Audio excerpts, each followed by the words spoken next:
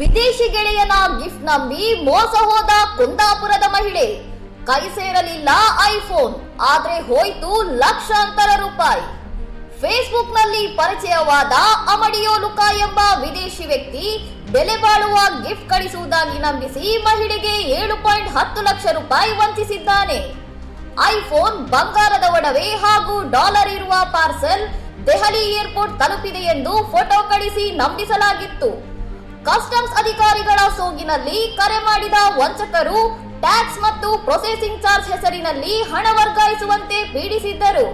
ಇದನ್ನು ನಂಬಿದ ಕುಂದಾಪುರದ ಮಹಿಳೆ ಹಂತ ಹಂತವಾಗಿ 7 ಲಕ್ಷಕ್ಕೂ ಅಧಿಕ ಹಣ ವರ್ಗಾಯಿಸಿ ಮೋಸ ಹೋಗಿದ್ದಾರೆ. ಉಡುಪಿ ಸೆಂಟ್ ಪೊಲೀಸ್ ಠಾಣೆಯಲ್ಲಿ ದೂರು ದಾಖಲಾಗಿದ್ದು, ಅಪರಿಚಿತರ ಆಮಿಷಕ್ಕೆ ಒಳಗಾಗಬೇಡಿ ಎಂದು ಸೈಬರ್ ಪೊಲೀಸರು ಎಚ್ಚರಿಸಿದ್ದಾರೆ. ಇನ್ನಷ್ಟು ಸುದ್ದಿಗಳಿಗಾಗಿ ನೋಡ್ತಾ ಇರಿ ಸೌರಂ ಟಿವಿ.